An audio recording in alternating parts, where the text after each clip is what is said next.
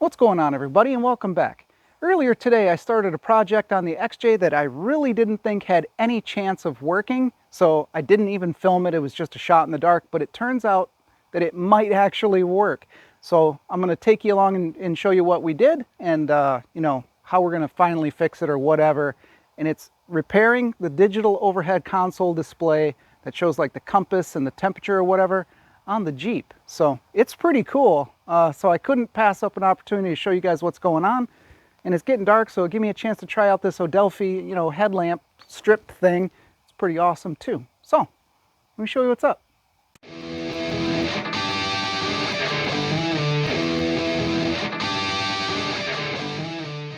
Cyborg vision engaged.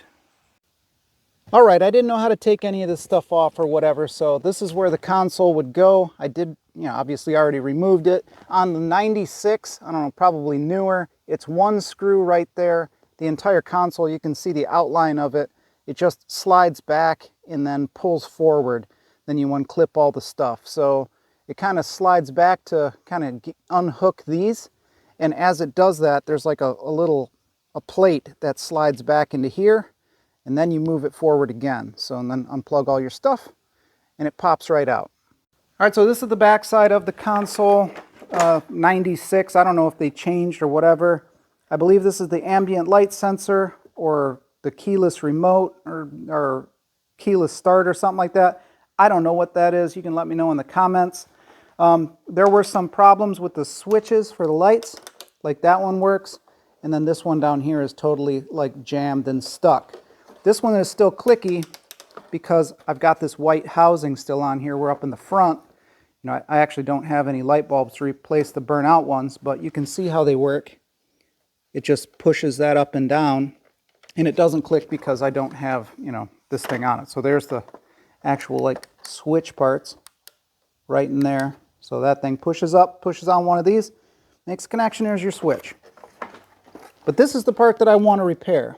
The US metric thing, and then the compass and the temp. So it would display your stuff up in there. And this never worked since I've had the Jeep. So I wanted to see if I could fix it.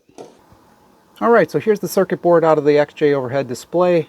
It's got some capacitors up here, some ICs, various things. It was covered in a sticky, gross black goo. You can see some of it there. And I've soaked it and scrubbed it with alcohol, and I don't know, maybe that's what kind of made it go bad. I don't know. One of the things though are these capacitors were leaking. So if you're not familiar with what a capacitor does, it's like a super fast little battery. So it can take in power, store it, and then dump it off like really quick. So it's filled with a corrosive fluid, like a liquid, and it's a bunch of like paper and conductive film. It's all rolled up in a tight roll and stuck in there, and that's how it works. But when they go bad, they'll either split across this vent at the top, that little cross, and they'll just blow up, or they'll leak there, or they'll leak from the bottom. These are some of the capacitors I took out of it. I don't know if you can see very well or not, but they were pretty gross, leaking out of the bottom. These didn't rupture. If they get like overpowered, they'll blow up. So there's old jokes where people will, these things get huge. These will kill you if they're big enough. So in like an old CRT TV set, if these things are charged and you get your hands on them, they'll straight up kill you. But these little small ones will just give you a little shock. But you can charge them up and they'll hold power, and you can touch them and they'll zap you. So you don't really want to mess around with the bigger ones. So be careful if you ever see capacitors in anything. But these were obviously leaking. They didn't blow up from the top like some of them do. But I replaced them. So this switch here, well, both of the switches, they were also a problem. I don't know how well you can see this part of it, but this is one of the switches. It's like totally full of goo, like that black slime I was telling you about. Look at it in there. It's all over the place. And they're like stuck down. So whatever has attacked this, whatever type of like nasty whatever has gotten on this, it attacked the plastic and basically caused this to just to sink down and make full contact on both switches at all times. So all I did was cut the legs off, snip them off, desoldered them from here, and then you know, put in a new switch. Now this is a perfect example of like, don't throw anything away. These capacitors were left over from another project. I just ordered them online. They were like $1.25 for like this whole bag right here. And you know, it is what it is. Now they're not exact, but you don't have to necessarily always be perfect right on the money with some of these things. This is a 220 microfarad at 35 volt. These are 100 microfarad at 35 volt. So, you know, it'll work out okay, at least for now. So here's the old switch, and here's a switch that I had salvaged out of some other electronics at some point. And you can see they're basically the same switch. So you can see it's the same size roughly. The legs are the same size, all that. It's basically the same. So I just salvaged this out of some other project, and you know, same with the capacitors. So we're just going to go ahead and install this switch into this spot right here, and then it should work. So let's clamp in our circuit board into our little Harbor Freight vise here. And then I've already gotten to this point, and I was like, man, I'm going to show them all of this cool stuff. Oh, I think I don't know if I showed you. This is a new capacitor. It's not as nice as the Nichicons that were in it. These are good capacitors, but they're just old. You know, it's got a negative leg, and then the other side is positive. This is 220 microfarad at 35 volts, where the other one was 100. Shouldn't really matter for what we're doing, but yeah, these are all replaced. Might as well go ahead and replace this one too. This one is a 220 right there, so we've got the right one. Oh, that's a 16 volt. I don't think I have one of those, but it doesn't look like it's leaking, so we're going to leave it alone for now.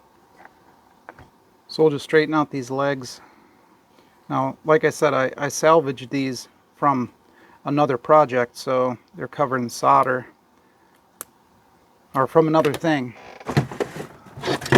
Look, this is like an amp base for some speakers. You can see this one's covered in capacitors and diodes and all kinds of stuff. These are some bigger ones. You can see it's already kind of rusting up in there a little bit, so that one might be on its way out. This is the vent at the top, like I was telling you. And it's got like a bunch. They're everywhere in all the electronics. Capacitors are just all over the place. So first thing I'm going to do, you can get a $5 soldering iron at Walmart. It'll do the same thing. You don't need all this fancy stuff. I work on laptops and do a lot of stuff with that, so this is better for me, but you definitely don't need to have fancy stuff to do any of this work. And the capacitors, I don't know if I mentioned it, they were like $1 or something for that bag of 10 or whatever it was, so you know, they're not expensive. So there we go, our legs are clean. I think it was at this point before that I was like, oh, I'm going to show you guys all this cool stuff. So we're just going to go ahead and stick the legs down into the holes here. Oh, I remember now. I was going to show you guys solder sucker. So if you get solder that's in these holes, this is like a cheap little solder sucker. You push it in, it's got some O-rings in it, and whenever you release this, it like sucks in all the solder from that end. So we can put this right over here.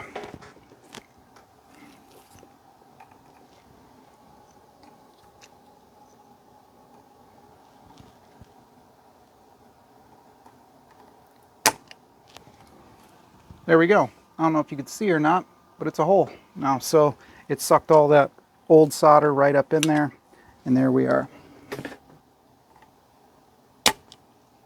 $7 soldering iron, $4, whatever it is. You can get these online all over the place. It's not expensive. Sometimes you got to go over it a couple of times. I can't see anything because you guys are like right in my way, but it's all right. And there we have it. These holes are all now open. There we go. Our switch is installed. So it was basically the same exact switch. There's some larger switches too you can get. They're basically the same type of deal. It's just a switch. So that one's installed. Go ahead and flip this thing over and solder it on. One thing you have to use is flux. Now this is special flux, you know, no clean paste flux. It's in a little syringe. Flux is the lubricant of the soldering world. So even though you get solder that says it's got like rosin core solder or whatever, you still need to use flux really. Some old school lead solder. And this is rosin core. There we go. Sorry if it's out of frame.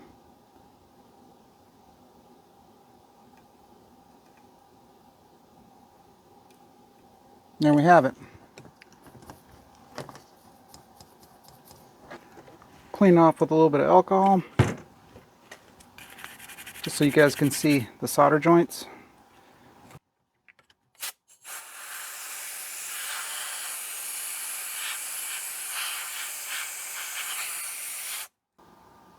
Those are nice. They'll work out great. So now this board is done. Probably need to kind of clean up the display a little bit. And we're good. So, will it work? Who knows? Our switches are in. They work good. Circuit boards are looking nice. So yeah, hopefully it works. If not, you'll never see this video. This headlamp is super bright. I like it. Thing's pretty sweet.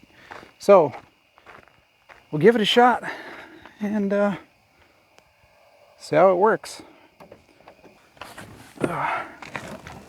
All right, let's see if this thing works.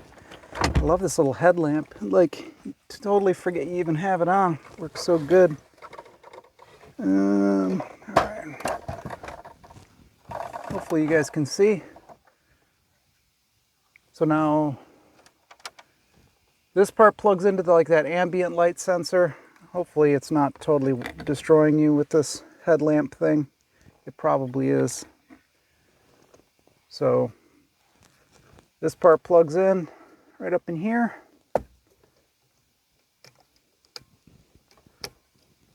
Plug in the ambient light sensor. All right, there we go. And we have another power up in here, which plugs in to this part right here. These was a 5-pin power. Yep. There we go. So now if this thing works, let's see, can we shut off this? There we go. There we go. Now if this thing works, it should work.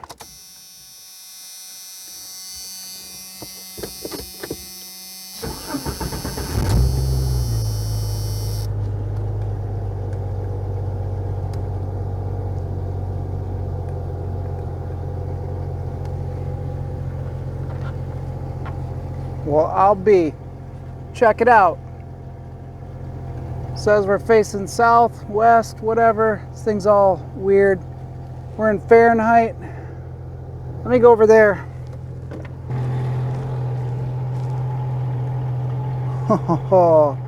let me dim my headlamp. Well, actually, yeah, we'll just totally shut it off. 19C. Southwest, 67, and then I guess, I don't know, that's off. That would be, I don't know what that does. What did it say? Hang on. What did it say on the thing? Temp US metric, so that's, maybe this one doesn't have any other features. Maybe it's just like off or something like that, or maybe something else is broke in it. So I guess it's just the compass and the temp. It's got it there. Maybe it's for the fuel trim thing or something. But yeah, this thing works. New capacitors, new switches, and we're done. Man, this headlight is super bright. This thing is awesome. So you can see up in the window there, it'll shut off. Full bright, dim, like the band, then the flashlight part of it, and then like a dim flashlight part of it, and then off. So charges with USB-C, so basically phone charger stuff, and it works awesome. I don't have any bulbs for this, so I'm I'm not going to reassemble everything right now because I know that you can see right there, one of the bulbs is actually like melted through or whatever, and it's missing. So I want to get some bulbs tomorrow, so I'm not going to assemble all of this stuff right now. I think one other one is burnt out somewhere. There's a bunch of bulbs for this thing that are burnt out and need to be replaced. So I'm going to leave this all off for now, and then I'll go ahead and get some bulbs tomorrow and reassemble it all. Now, whenever I reassemble this, there isn't really a good place to have you guys in here because you'll just be seeing my shoulder, and it's really difficult to have you in here. But essentially, it's pretty easy. You slip that tab on the back right there up into this part of the headliner and slide it back. Then you put this one up, you slide it forward until this hole right here aligns with this hole right there, and you screw it in. It's got a big long screw. That's how long it is. That's what holds it up, and that is it. Just the one screw in the front and that tab in the back. That's it. So I need to reassemble all of this stuff, but you know, I can't believe that we resurrected a dead circuit board from a 96 XJ overhead digital console. How sweet is that? That's awesome. And it really didn't cost anything. Salvaged switches and like 18 cents in capacitors. Now this thing works. Also, I need to clean all this. I'm gonna have to take it down again anyway, because look at the headliner. But yeah, that's it. So there you have it. I mean, we've got a working display in the Jeep where we didn't before. I didn't even bother filming this because I just thought it was a shot in the dark earlier, and I was like, whatever, this isn't going to work out, but doggone it, it did. So that's really the best advice I can give anybody, is just try, because you never know. It could just work out great like this. I mean, what's the worst that can happen? Is your broken thing stays broke and you go buy one at a junkyard or something like that? I mean, it doesn't hurt to give it a shot. So you're talking like a $20 total investment for, like, you know, a soldering iron, this, you know, the capacitors and whatnot, which you'd actually get the right value capacitors and things. And that's it. And just give it a shot. Maybe you'd love electronics and that's a whole new path for you, or whatever. You could fix a bunch of stuff around your house. You never know. I mean, all these old vehicles like this XJ, they're sitting in a junkyard right now. Their capacitors and stuff aren't getting any younger, so they're going to all have to be replaced at some point anyway. So you might as well be the one to replace them, make some money. So that's it. You know, give it a shot. So see what happens. I mean, I don't have any formal training with machining or engines or electronics or anything. I just challenge myself to see if I can do it, which is really the whole point of this channel, is just seeing if I can do stuff and how it turns out. A lot of times it doesn't work out. A lot of times it does. Give it a shot and see it for yourself. Anyway, thanks a lot to Odelfi for hooking us up with this sweet headlamp. It's all flexible and stuff. I've been using it a ton. It's awesome. So all their info is in the video description. I think you'll dig it. It's a really nice headlamp. So check them out. You know, don't forget to like, comment, and subscribe. Check out your Jeep. See if you can fix something on that. Fix something around your house. Try electronics. Maybe you'll dig it. Thanks again. I'll catch you on the next one.